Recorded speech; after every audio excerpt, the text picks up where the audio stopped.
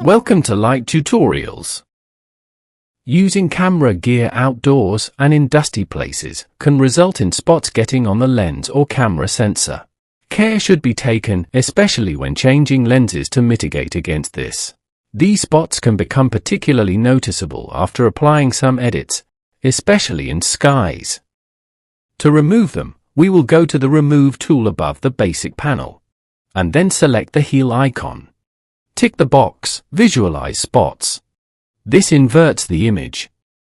You can use the slider to control the contrast of the inversion to see spots better. Now we can use the healing tool to remove these blemishes as we see fit.